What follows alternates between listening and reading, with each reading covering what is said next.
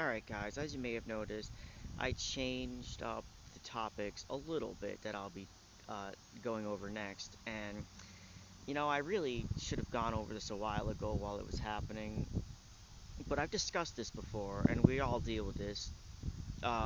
So gun deaths among kids rose 50% in 2 years, but as we all know, America, even before COVID, um, we've had horrible gun violence. Um, so this is just like something thrown into the mix with our mental health with guns. So not saying gun ownership makes you mentally ill. It's just it seems easier to project your issues with a gun, you know? Okay. Gun deaths among US children.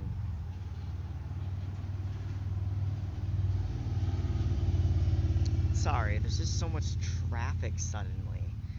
Gun deaths among US children and teens ro- rose 50% in 2 years. The number of children and teens killed by gunfire in the United States increased 50% between 2019 and 2021, according to a Pew Research Center analysis of the latest annual mortality statistics from the Center of Disease and Control Prevention. Alright. Includes homicides, suicides. Yeah, I would assume so. Like, I don't know why that would leave it out. Or maybe we just expect gun deaths to mean, like, you took it out on someone else or something. Alright. In 2019, before the coronavirus pandemic, there were 1,732 gun deaths among U.S. children and teens under the age of 18. By 2021, that figure had increased to 2,590. The gun death rate among children and teens, a measure that adjusts for changes in the nation's population, rose from 2.4 fatalities per 100,000 minor residents in 2019 to 3.5 per 100,000 2 years later, a 46% increase. Um, Both the number and rate of children and teens killed by gunfire in 2021 were higher than at any point since at least 1999. The earlier year, the earliest year for which information about those younger than 18 is available in the CDC's mortality database. Oof. Maybe I'll make a video on that, I guess, someday. That's terrible. Um, the rise in gun deaths among children and teens is part of a broader recent increase in firearm deaths among Americans overall. In 2021, there were 48,830 gun deaths among Americans of all ages, by far the highest yearly total on record, and up 23% from 39,707 recorded in 2019 before the pandemic. Well, obviously, it just keeps increasing.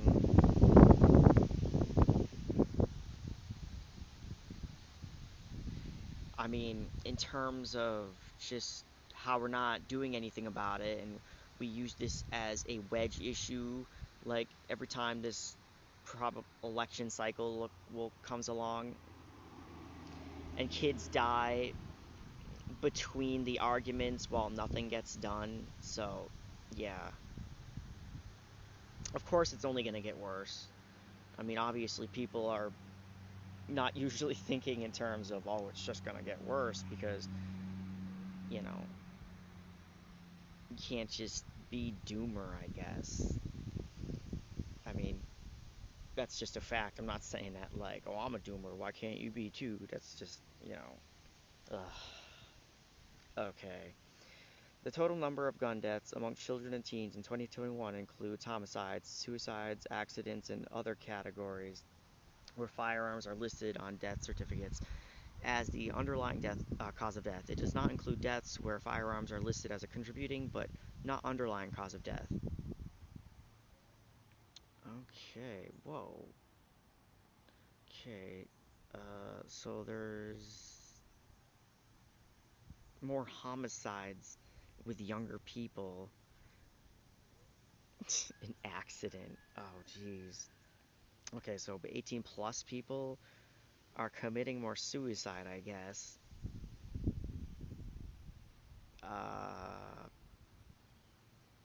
I guess adults could be thinking about it more in terms of like, if I take it out on somebody else, I'm going to jail, so I might as well kill myself. But like, because I remember when I was a depressed teen, and like,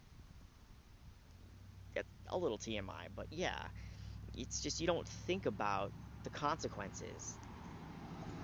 So that's a bit unfortunate. And uh, homicide was the largest single category of gun deaths amongst children and teens in 2021, accounting for 60% of the total that year. It was followed by suicide at 32% and accidents at 5%. Among U.S. adults, by contrast, suicides accounted for 55% majority of gun deaths in 2021. In addition to data on gun fatalities, the CDC publishes estimates on non-fatal gun-related injuries sustained by children and teens okay. In 2020, the most recent year with available data, there were more than 11,000 emergency room visits for gunshot injuries among children and teens under the age of 18, far higher than other recent years. So this is also just like parents probably being irresponsible, I guess, but you also shouldn't just hide your weapons from your kids. It's not supposed to be taboo when it's so common in America. I mean, I doubt it's like, uh, it really isn't about where you put your weapon. It is just about how we function with these weapons, honestly. Okay. An exact account is not possible, however, because the CDC's estimate is based on a sample of U.S. hospitals, not all U.S. hospitals, and is subject to large margin of errors. Gun deaths are much more common among some groups of children and teens. In the U.S., some group of children and teens are far more higher likely than to die by gunfire. Boys, for example, accounted for 83% of gun deaths among children and teens in 2021. Girls accounted for 17%. Older children and teens are more likely than younger kids to be killed in gun-related incidents. Those ages 12 to 17 accounted for 86 of all gun deaths among children and teens in 2021, while those 6 to 11 accounted for 7% of the total, as did 5 and under. Still, there were 179 gun deaths among children ages 6 to 11 and 184 among those 5 and under. Damn, 5? Is this saying 5-year-olds are acquiring weapons? Jeez. And yeah, under. Okay. Yeah, at that point, this is irresponsibility. I don't really think 5-year-olds should.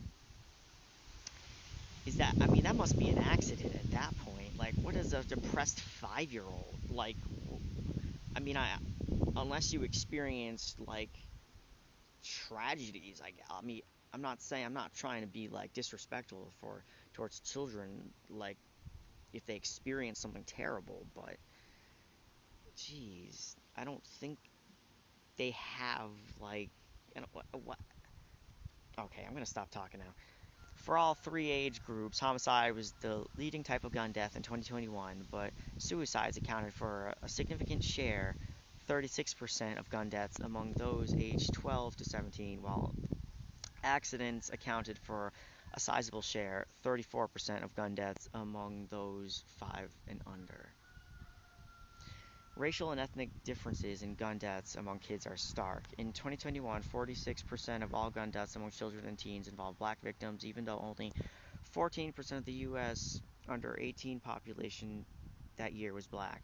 Much smaller shares of gun deaths among children and teens in 2021 involved white 32% and Hispanic 17% and Asians 1% victims. Okay. Obviously, still includes homicides, suicides, accidents. Okay. Looked at Another way, black children and teens were roughly 5 times as likely as their white counterparts to die from gunfire in 2021. There were 11.8 gun deaths per 100,000 black children and teens that year, compared with 2.3 gun deaths per 100,000 white children and teens. The gun death rate among Hispanic children and teens was also 2.3 deaths per 100,000 in 2021. Sorry. Oh, yeah, 2021. While it was lower among Asian children and teens, 0.9 per 100,000. There are also major racial and ethnic differences in the types of gun deaths involving children and teens. In 2021, a large majority of gun deaths involving black children and teens, uh, 84% were homicides, while 9% were suicides. Among white children and teens, by contrast, the majority of gun deaths, 66 were suicides. Whoa. While a much smaller share, 24%, were homicides. Damn. Okay. That's pretty sad. Like, all of this is terrible, but. Alright, well, obviously, I gotta read the rest of this to get to my main point. Alright.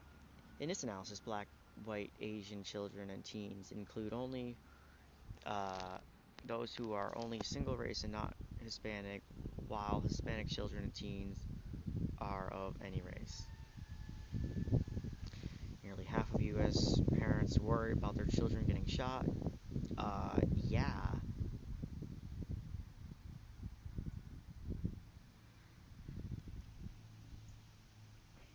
Alright, so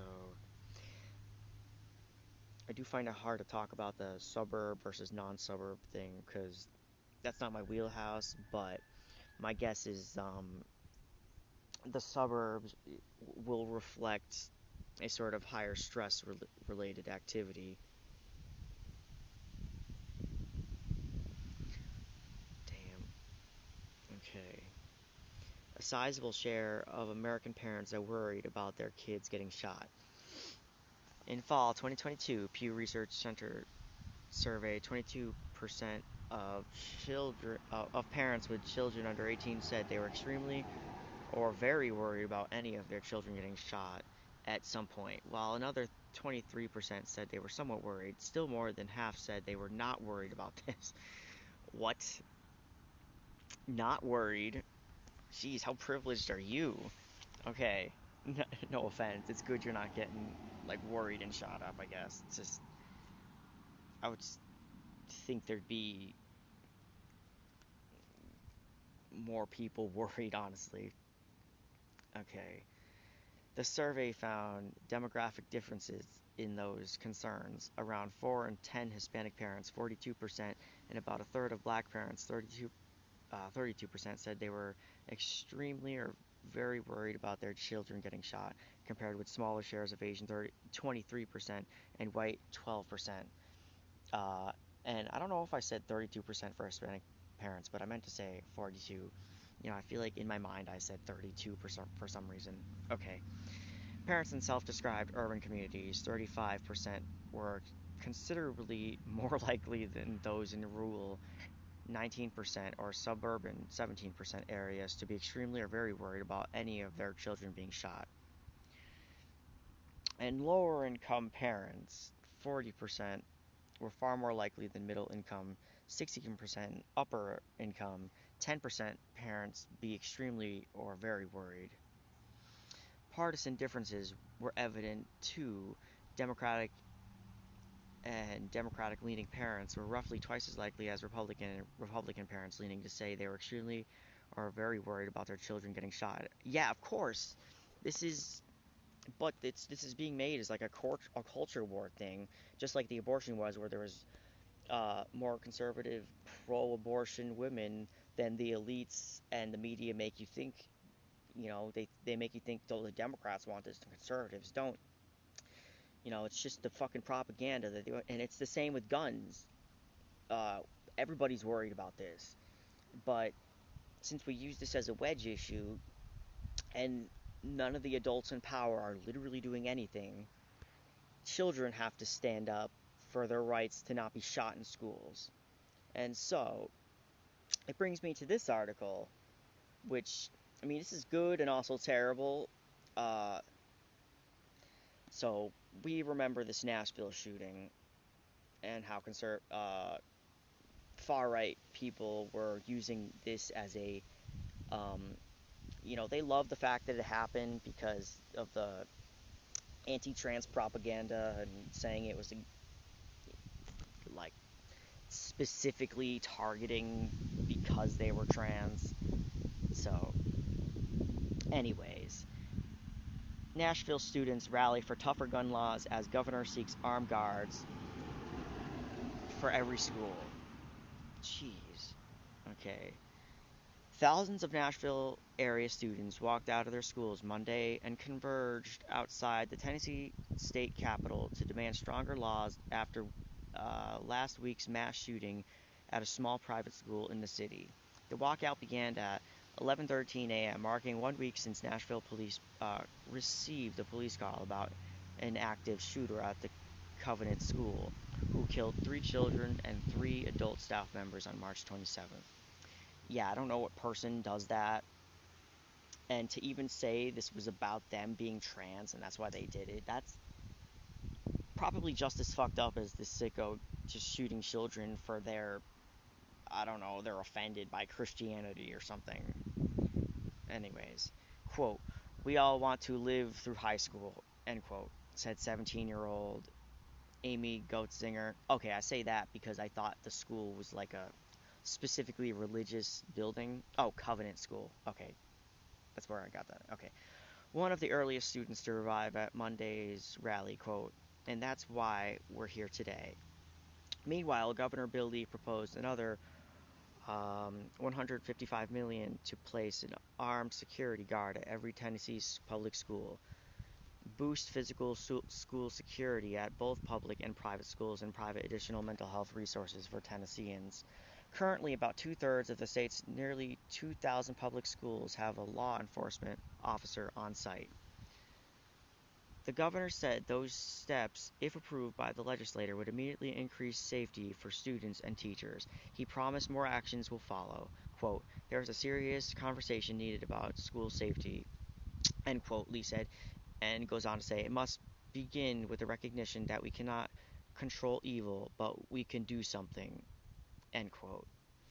The student protest was mobilized through March for Our Lives, a young-led movement for stricter gun laws that was formed after a 2018 shooting that killed 17 students and staff at Marjorie Stoneman Douglas High School in Parkland, Florida. Okay, that's good that they're a reoccurring organization that's going out and striking. Cool. In a tweet calling for Monday's walkout, the group noted Tennessee's legislature has passed a law in recent years banning or restricting many things, but not assault weapons. End quote. Quote, "It's not drag queens, it's not books, it's not black history, it's not trans rights. Guns are killing kids," end quote, the tweet said. Later Monday, parents and elementary age kids participated in an ABC, not NRA rally, just as lawmakers convened on for this week's legislative business. Students chant "ban assault weapons." The protests were the latest in the string of peaceful but loud demonstrations against Tennesseans' lax gun laws after a 28-year-old intruder used military-style guns to shoot through a locked glass door and enter the private Christian school. Okay, it was a Christian school. Indiscriminately shooting victims before being shot and killed by the police.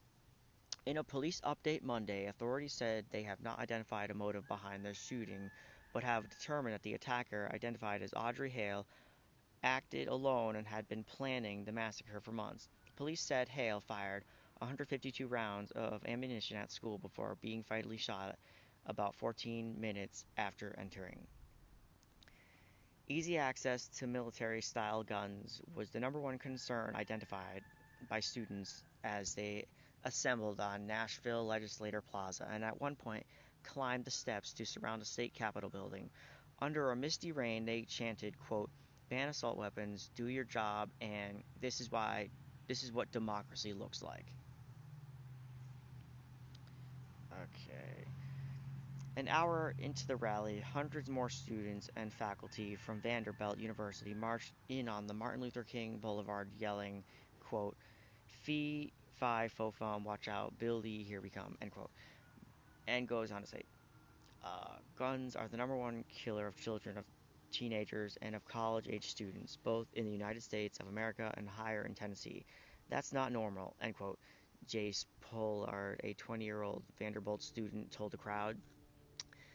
15-year-old Clara Thorson said she walked out of Hillsborough High School, a public school just down the road before where the shooting happened, to show solidarity with the other youths who fear for their lives under the state's current gun law. Quote, I want to be a part of this and make change in our society because we sure need it, end quote, said Thorson, and came out with several classmates driven to the Capitol by her mom. Margot Jenkins, another 15-year-old from Hillsborough School, said she came as a student journalist for her school's newspaper. She planned to write a piece about, quote, the power of protest. Citing safety concerns, Metropolitan Nashville Public School had urged students to assert their voices by participating in, quote, walk-in rallies inside the district's 23 high schools instead of attending the protest at the Capitol. But District Director Adrian Battles said later that most students who walked out worked with their parents and school leaders to follow appropriate procedures. While most students aren't of age to vote, their voices in this conversation matter greatly, end quote, Battle said, and I hope lawmakers and officials will listen, he goes on to say. Lee stands by his policies on gun access. The governor was flanked by top Republican lawmakers as he spoke with reporters for the first time in the week since the shooting. Pressed about state laws governing gun access, Lee said he prefers to keep a 2021 state statute that he led the change for allowing residents 21 and older to carry handguns in public without a permit. Whoa. A bill in the legislature would allow the age to 18. Quote, I think the bill that I proposed and brought forward is a bill that is designed for law-abiding citizens, Lee said. That's great. Without a permit? Alright. In reference to police reports that the shooter had been under a doctor's care for undisclosed emotional disorder, end quote, the governor encouraged the General Assembly to bring him legislation that would prevent people who are in the midst of a mental health crisis from having access to weapons, as long as the measure would not impede Second Amendment rights. I mean, it kind of technically would, wouldn't it? Like, it's just a loophole. Just admit you don't care when it happens to be in the hands of somebody else. Like, that's all it is. I can almost agree with the mental health thing, but this will just go so far as to just bar anyone, even if it's like you've never harmed a fly. So, end quote. Quote. This is the way forward, he said. But one Democratic leader was unimpressed by the governor's immediate proposals to further fortify school campuses without calling for significant gun reforms. Quote, it's been a whole week since the Covenant school shooting, and Bill Lee has yet to utter the word gun, end quote, said the House Democratic Caucus Chairman John Ray Clemens of Nashville. Quote, I am applaud that Governor Lee would rather militarize our schools and make our children fear imprisoned in their own learning environments than reach across the aisle to pass common sense gun safety legislation, end quote, Clemens said. Yeah, they don't care how scared your kids are. They just want them to be pregnant and, fearful. The governor said he welcomed a Monday's protest. His message to the students, quote, you're heard, Lee said, and, quote, please don't let this be the last time you come to the Capitol. Oh. Ben, but, oh, sorry, what, sorry. But 19-year-old Vanderbilt student Omen Omer said elected officials aren't hearing the voices of Tennessee children and youths who fear for their safety in school. Quote, "We are living in constant fear of gun violence," she said, "and that's because gun violence is all around us, and in different forms, as we can see." Quote, "And we won't accept it anymore." Alright, I'm gonna try to get to this next story, which I think is just sickening when you see what's happening with children around America, and then North Dakota does this. So, they want your children pregnant, they want your children dead, and now they don't even want your children to be able to eat. So, this is pretty sick. North Dakota senators vote to boost their own meal and reimbursements after rejecting free school lunch bill. Bismarck, 10 days after narrowing defeating a bill to approve free school lunch to low-income K-12 students, the North Dakota Senate approved legislation to increase the amount of money lawmakers and other state employees received in real meal reimbursements. A leading Republican senator says employee meal compensation rates and free school lunch programs aren't related issues, but top Democrats see the chamber's conflicting actions on the two bills as unjustifiable. Quote, "I thought today's vote was very self-serving," said Senator Minority Leader Kathy Hogan DeFargo. "How can we vote for ourselves when we can't vote for children?" End quote. The Republican-dominated Senate in late last March rejected House Bill 1491 by single vote. The legislation, which had previously passed the House, would have dedicated $16 million over the next 2 school years to cover lunch costs for 12K students with family incomes below double the federal poverty level. Holy shit. Yeah, population control. This is just hating the poor, definitely. Children from families of 4 making less than $60,000 a year would have qualified. Sorry. A federal program already provides free school lunch to students from families making below 137 of the federal poverty level, so the state allocation nixed by senators would have applied to kids with families incomes between 130 to 200% of the poverty level. The Senate voted 26 to 21 on Thursday, April 6, to pass Senate Bill 2124, which would raise the meal reimbursements received by state employees during travel within North Dakota. The lawmakers attending interim legislative meetings are eligible for the payments, but they do not receive meal reimbursements during biennial sessions. If Governor Doug Burgum signs the bill, state employees would collect up to $45 a day to pay for breakfast, lunch, and dinner. That's a hike of nearly 29% on the current reimbursement rate of $35. The added cost to the state would be nearly $1 trillion over the next 2-year budget cycle.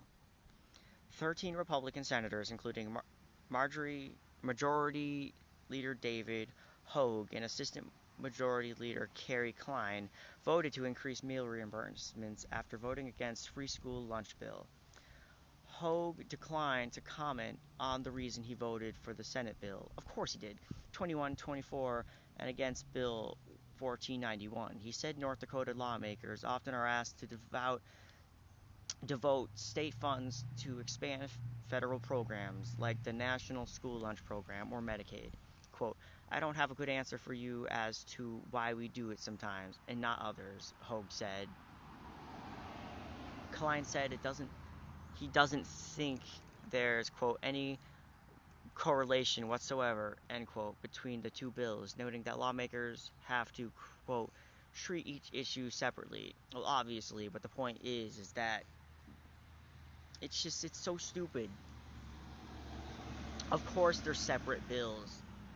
That's not the point here. Okay. State employees should get a higher per diem because inflation has made eating out much more expensive, he noted.